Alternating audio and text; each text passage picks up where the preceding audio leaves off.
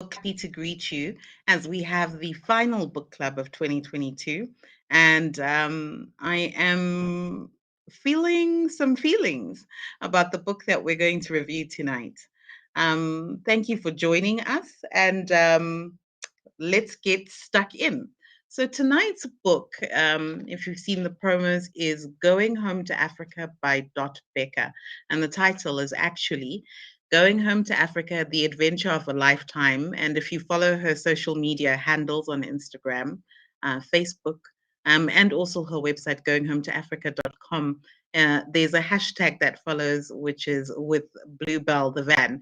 And if you read the book, you'll have a very special, warm feeling in your heart when you see that hashtag.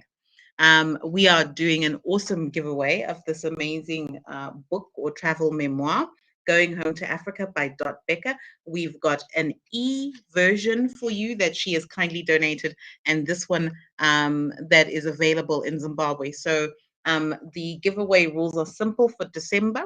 You need to just like and follow our Tando channel pages on Facebook and Instagram and Twitter, tag two friends in the comments, and answer a question in the comments. And I will be hopefully drawing that tonight. For those of you who haven't read Going Home to Africa by Dot Becker, there are stockists available in South Africa if you're in the Western Cape. They are available in Barrydale, Elgin, Montague District, Robertson, and Swellendam. And if you want the exact details of where, please go to Going Home to Africa on Instagram, and you'll be able to get the names of the stockists. You can also go to goinghometoafrica.com. A list of stockists is available there. If you would like to get it and you're in Zimbabwe, we have copies available in Bulawayo, Harare, Mutare, and Harare. You can go to Ella the Garden, 15 York Road, Elephant and Pineapple. And at Ella the Garden, you will be assisted if you would like a copy of the book. You can also go to the Innovate stores at Arundel and the Avondale Bookshop. Mutare, you can go to the Hillside Golf Club. And if you are more of an e-reader, you can go to Amazon Kindle. And if you have a Kindle Unlimited account, it is free. If not, it is still at a very affordable price on Kindle, or you can get print on demand. So if you would like more details about that, please definitely go to goinghometoafrica.com or Going Home to Africa on Instagram or Amazon. And once you've read it, please remember to go onto Goodreads and give it a review. So what is Going Home to Africa about? I'm going to describe it in Dot's words in her synopsis, and then I'm going to give you my view and my review of the book. Going Home to Africa, The Adventure of a Lifetime. Why would a 60-year-old woman make the radical decision to leave her life in Europe and drive solo through West and Central Africa in a 20-year-old van to return to her homeland of Zimbabwe? Now you can follow Dot Becker's extraordinary journey, and she describes the ups and downs she faced over the course of her grand expedition. The countries, the people, insane traffic, corrupt borders, marriage proposals, perilous potholes, and good old Africa roadside assistance, which is a term Dot coins in the book. And this fascinating journal also highlights the varied landscapes and cultural history of Africa that Dot discovered along the way, the strange, funny, and sometimes terrifying situations she encountered, and the numerous challenges that she and Bluebell endured, all the while navigating her own personal internal journey. There is an adventure on every page: 20,000 kilometers, 18 African countries, 8.5 months. And that is what the book Going Home to Africa by Dot Becker is about. Now, you know that I love to start every book club with a quote from a famous African author, but there's something that struck me from the book that I would like to begin my review with. And it's this quote at the beginning of part 2 of the book. The book is split into 2 parts, which is the preparation, and then which is just a few chapters, and then the bulk of the book is the journey.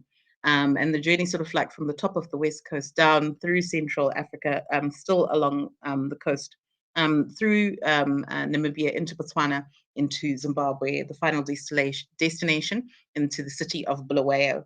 And it is a quote by Dot herself. And when I think of the big lessons that the book offers, which is that life is on the other side of fear. So life is on the other side of fear. Very, very interesting and very profound quote. I really, really liked that. And I think that that is definitely what the book is about. And I think that's definitely what Dot is about, definitely more so after this journey. And I found that deeply, deeply profound. And I'll tell you why in a little bit. If you're watching live, please give me a shout out. Let me know where you're watching from, whether it's Facebook or YouTube in the comments. And please remember that we're running a giveaway for December. We've got 2 books to give away from Dot. There's this one, which we picked up from Ella the Garden, 15 York Road in Harare. Um, which we will mail to anyone in Harare. And then there is a Kindle or a e version, which Dot will personally email to the winner.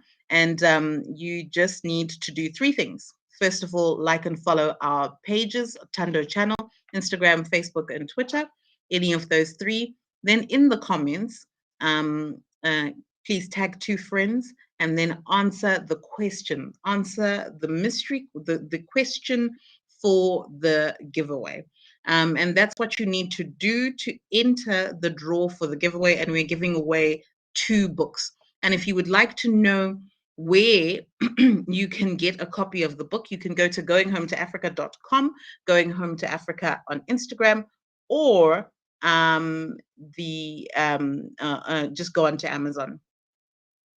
So that is what we will be doing. Hi, Chantal. Lovely to see you from Facebook. Chantal is one of our regulars, and we're really happy when our regulars join us. Thank you very, very much. So without further ado, I like to try to keep these reviews short, but it's always so hard with some of these books. Okay, so narrative point of view. The book is written in first person narrative purely from Dot's perspective. It's very subjective, but there are some key characters or themes. One of them is obviously Bluebell, the van.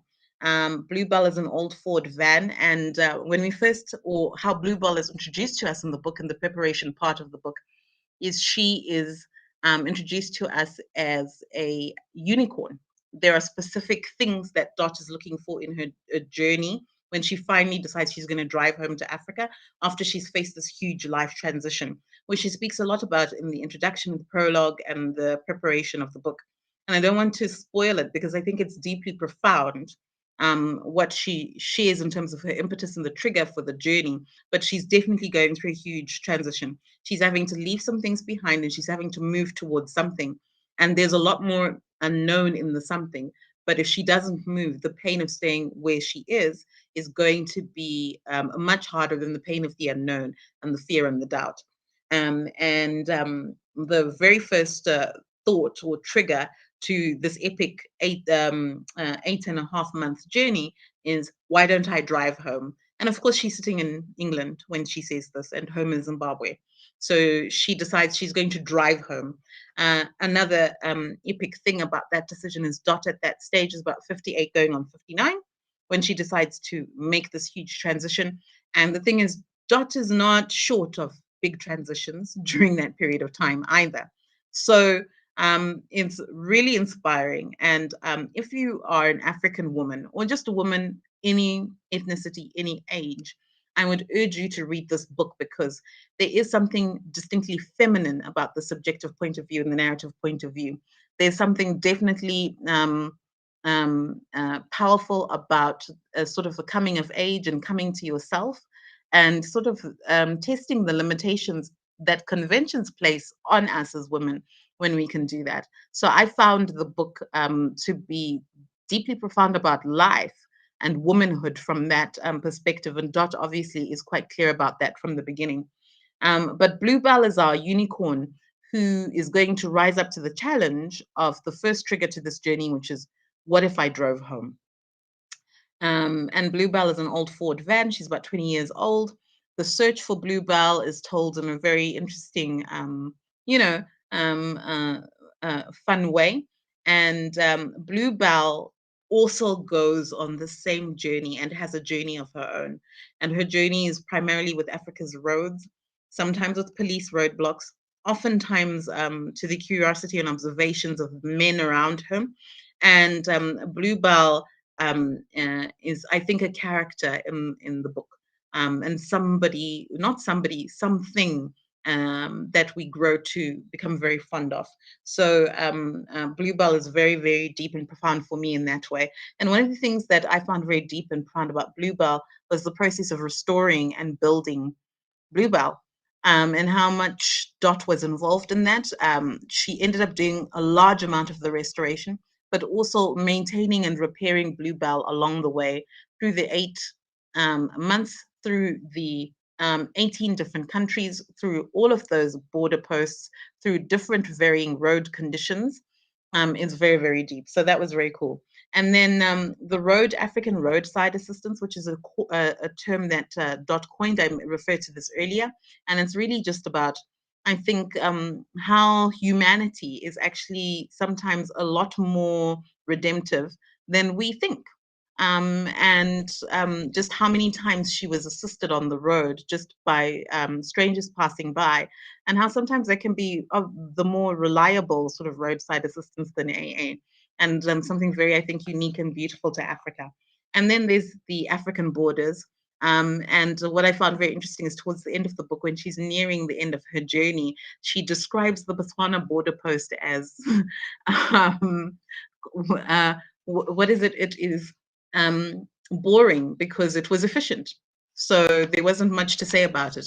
But as you start reading the book and you start to go through the different border posts with her, every time she's about to go into a different country or cross over, you sort of start to anticipate or have these anticipatory feelings of, well, what is this going to be like? What are we going to have to deal with?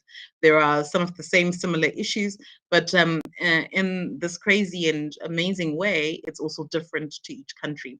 Hi, Upenyu, watching from Facebook. Hi to Tender Tom, watching from Facebook. Hi, Sappy, watching from Facebook.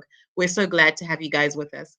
Please be reminded, we've got a lovely, awesome giveaway. We've got this book by Dot that she's donated, Going Home to Africa. And I've just been through it and I heartily recommend it. A good read for a woman.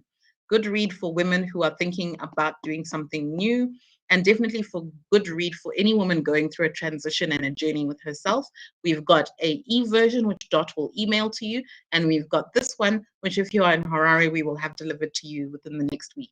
And this is, of course, our last book club of the year.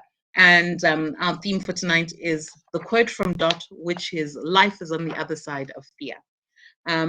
So Dot Becker is a woman approaching 60, making a spiritual and physical journey home, which I would say is both to the physical homeland space or continent of Africa, going to Zimbabwe, Bulawayo, but also to herself.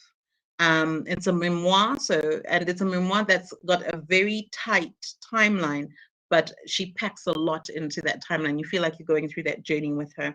It is self-published. It is part journal, part social commentary about Africa, part almost, I would say, documentary about Africa, because there are a lot of organizations and links she provides along the way that are quite useful. And so when you look them up on Facebook, or you look them up on the internet, when she puts in their web addresses, it adds something really special to the story. And of course, I would encourage you to also follow through on Going Home to Africa on Instagram, and actually seeing the pictures of Bluebell and some of the places she stopped by. It adds so much color to the story.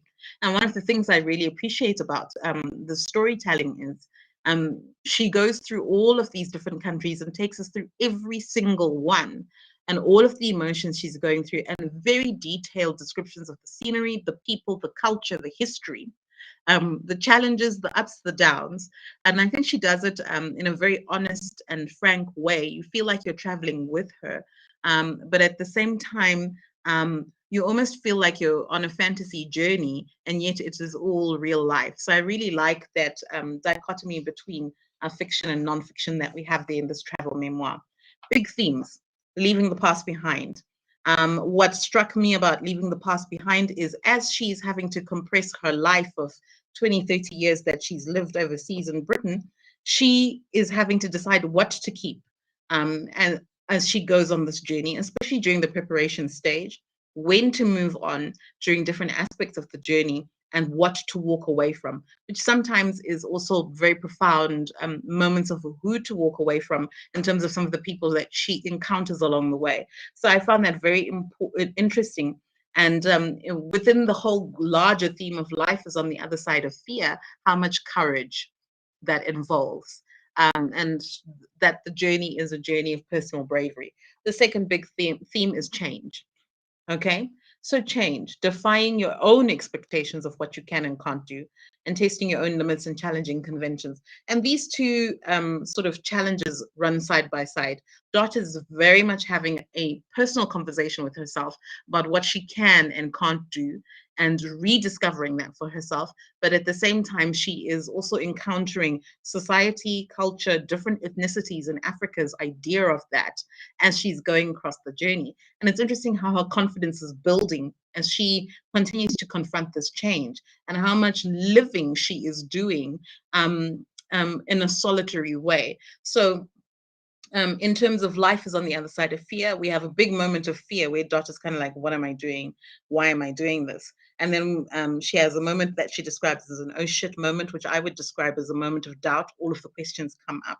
And then she has a moment of solitude where she realizes that part of, you know, traversing the landscape of fear as she goes through this journey is also traversing herself and the loneliness within and making friends with herself again and having that relationship with herself. And it's quite interesting because from very early on in the book, Dot befriends herself and becomes a best friend to herself in a way that even when she is with lots of other people, as she's going through different places, you know, she learns to become truer and truer to herself and to trust herself. And I found watching that transformation through all of the different encounters she had to be very rewarding for me, and it gave me a lot of amazing life lessons. And because what struck me was that more than other people's conventions, which I think as you get to know Dot in the book, don't actually feature as high on the list of fears, you know, as they could be. It was her own fears. It was her own ideas of what was limiting her that she had to challenge. Then there's embracing the new. And there's another wonderful phrase she coins, which is called the dot effect, which is moving ahead with determination. And she's got a lovely little formula for that. And it appears at a particular time in the book. And then she refers to it over and over again throughout the rest of the book. And I thought that that was really nice and a very important aspect of how after you've left the past behind, after you've had to reckon with yourself and realize that the battle that you're battling with is within more than outside. It's then moving ahead with purpose and with determination. And in Dot's journey, that looks different at different times. That looks like allowing people to help you. That looks like also trusting yourself to help yourself, and that you will get out of the situation, even if only you have to rely on yourself. And it's a wonderful, amazing balance between the two. The other big theme is finding yourself. And I really think that the journey home was a journey back to herself. And then there are two questions I think that the book is about that we all struggle with in life, which is what is home? Is home a place? Is home a feeling? Is home a culture? Is home a people? And what and who is Africa and who is African? So many times along the way, Dot is asked where she's from. She tells people she's from Zimbabwe, and they're like, "But how can you say that? You're white." And it's very, very interesting because you know, Dot has lived a large chunk of her life away from Zimbabwe, but on her way back to Zimbabwe, she's actually more African than, you know, that time that she spent away from home. And so what would I say would be the big life lessons of this book that you definitely would be encouraged by? It, I think, comes down to our relationship with ourselves. It determines our relationship with others as much as our fulfillment in life. And I think what I can't get over the loneliness of this journey.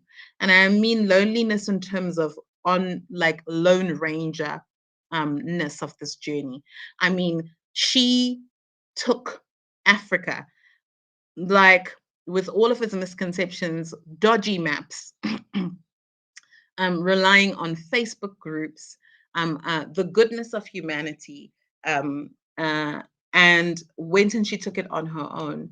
And it was scary at the beginning, but she became her very own best friend along the way. And for me, as she described different situations, the car breaking down, and the car broke down several times during the journey, different weather conditions, different seasons, different people, and each time constantly being confronted with, is this going to be okay? Am I going to be okay? And coming out okay. And sometimes it wasn't easy because, Dot also had a few bouts with a few bugs along the way. You know, some nasty people along the way, some superficial people along the way, she still got through it. And so I think that was deeply profound to me. So the alone in loneliness, and what truly is loneliness. Stupidity versus courage. That in many ways, stupidity and courage can look like the same thing. And I think Dart used a lot of wisdom to embrace her courage. And I think one of the things in that dichotomy between stupidity versus courage was learning to trust her instincts. So she starts out second guessing a few things, being a little bit polite, a little bit reticent with people. And over time, she learns, and she learns to trust her instincts, to trust that little voice in her saying, no, not this one. No, don't go beyond this boundary. And I think that that was really, really cool.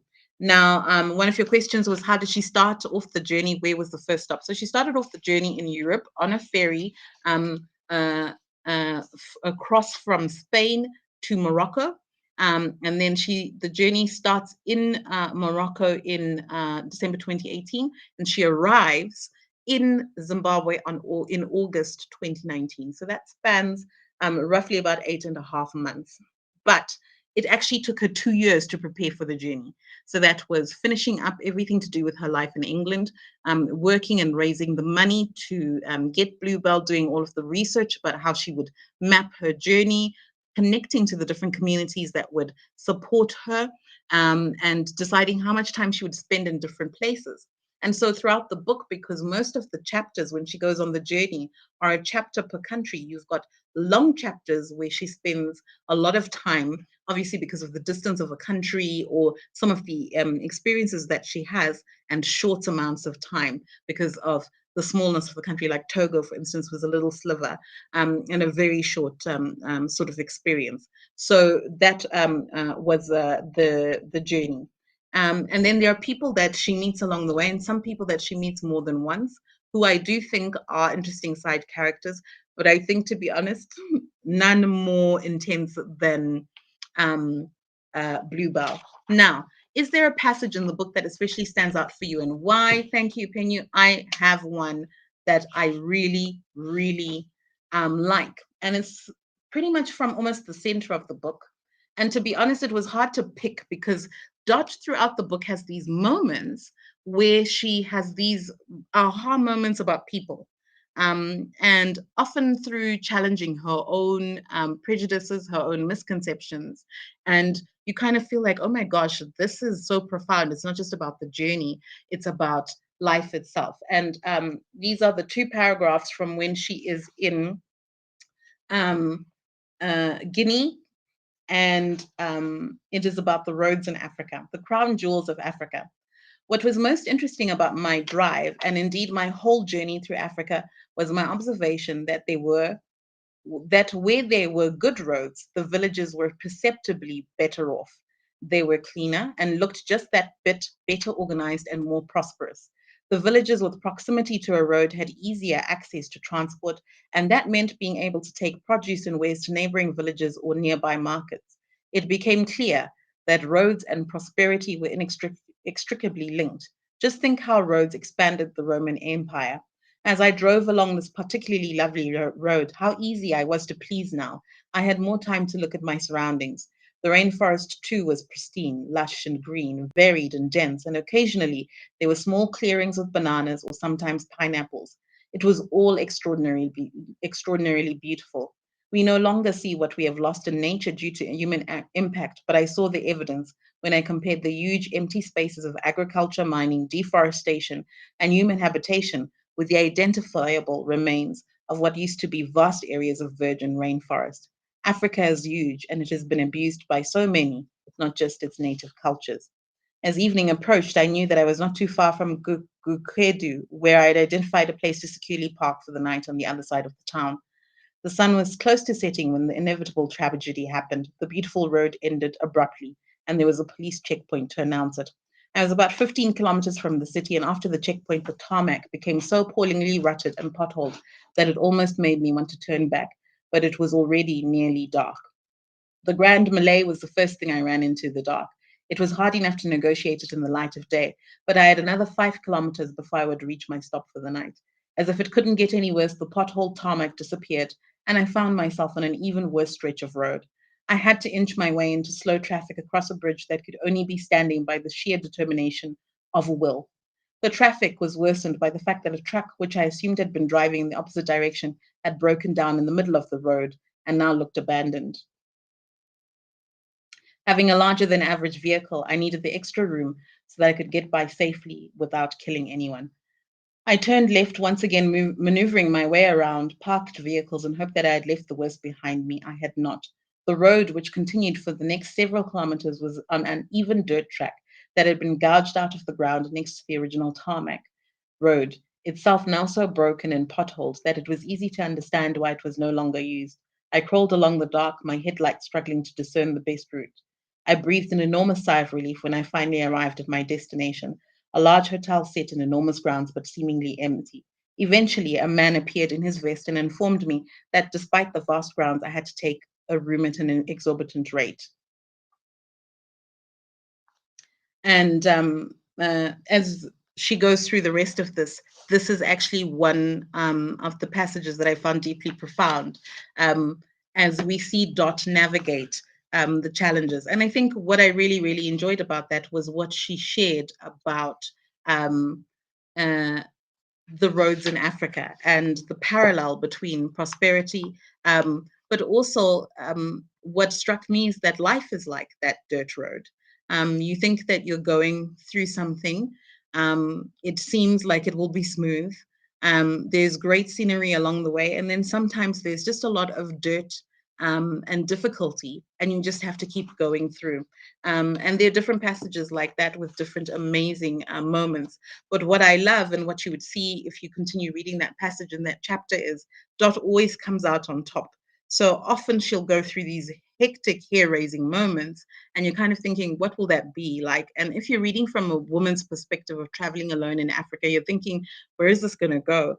But she often wakes up to amazing sunrises and sometimes ends some of these harrowing, awful days on beautiful sunsets. The other aspect of Dot's journey with herself is obviously the physical toll of the journey. She is a woman who's 60 years old because she turns 60 when she arrives. And in Morocco. So that's one of the big first milestones of the book, and celebrates Christmas there. But she's at that age. She's traveling alone. A lot of men are kind of like, "Why are you doing this?" She's struck often by the fact that there are not that many women, and she's recovering from sciatica. So there are times when the journey takes the toll on her shoulder and her back. And she speaks frankly about that, and so very, very interesting, the journey with self, and sometimes how that manifests physically, how that manifests in terms of the journey on the road, and how that manifests in terms of how we deal with other people. And then I think the final big lesson for me is that this book really, for me, is about an invitation to discover ourselves through pain, facing it, through facing illness and doubt, through understanding what you would do in a crisis and confronting those doubts and fears. And I think one of the quotes I love from the book, or this definition she gives of the book, sums up that big life lesson, which is actually the definition of how you would describe Dot's journey of driving home in Bluebell, which is what we call the definition of overlanding: self-reliant, long distance travel to remote destinations where the journey is the main goal. The journey is the main goal. Self-reliant, long distance travel to remote destinations where the journey is the main goal.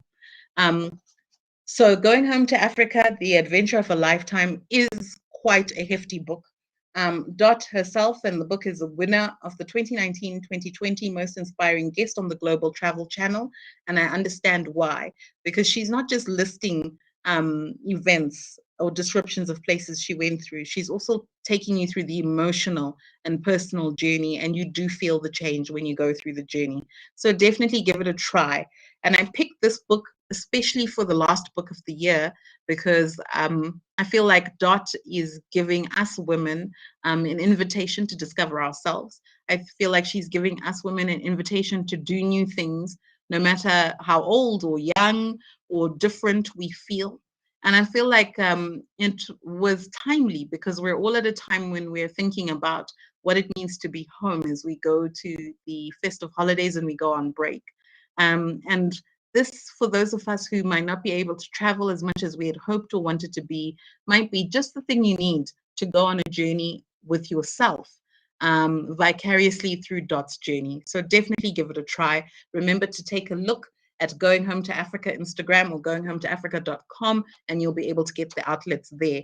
We've had an amazing group of people with us tonight. Makanaka, it's so good to see you. Upenyi, you have to go through it to get through it, definitely 100%. Sappy, the description of the road sounds so familiar. It does, but also the feeling of that comes with that description sounds so very familiar. And that Africa is kind of a mixed bag. You've got great roads and not so great roads, but that's life. The path is not always going to be smooth, and sometimes the path is going to have pleasant surprises and not so pleasant surprises. But along the way, we discover who we are as we encounter those and deal with those. So that's my review of Going Home to Africa. Um, and I'd say definitely give it a read. It is definitely a self-published book.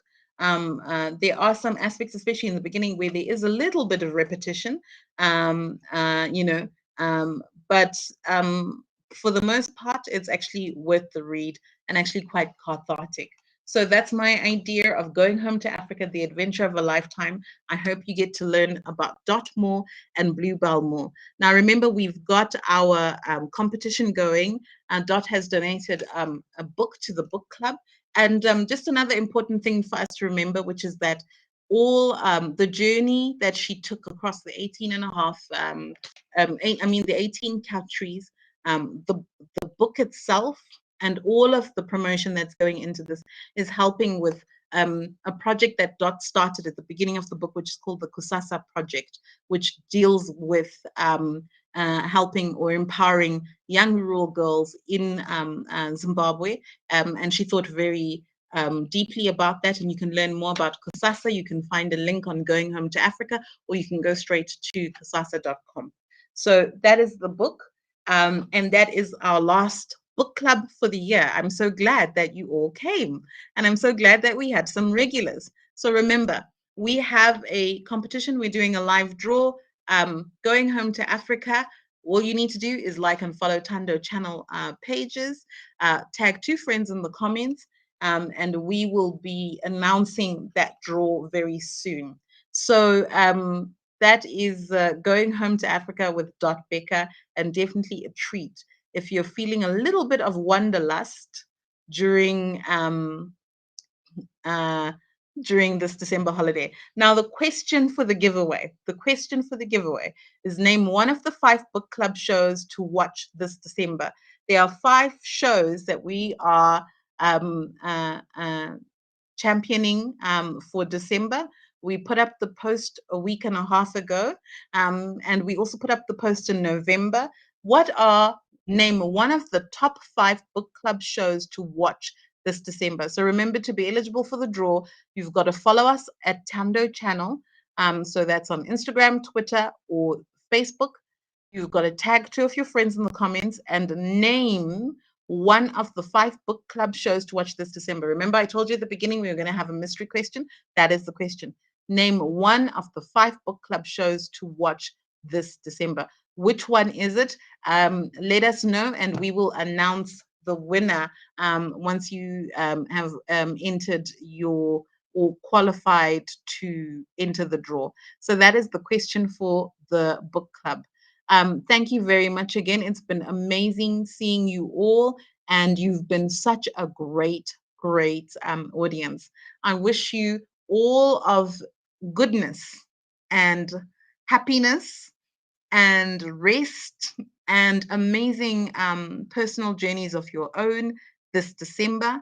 And don't forget to watch one of the top five during the December season. And we'll be back with a new season of the book club. Maybe some changes, but fun changes that we think you'll enjoy in 2022. So watch our pages to keep updated for when the new season starts. So it's been amazing being with you all tonight.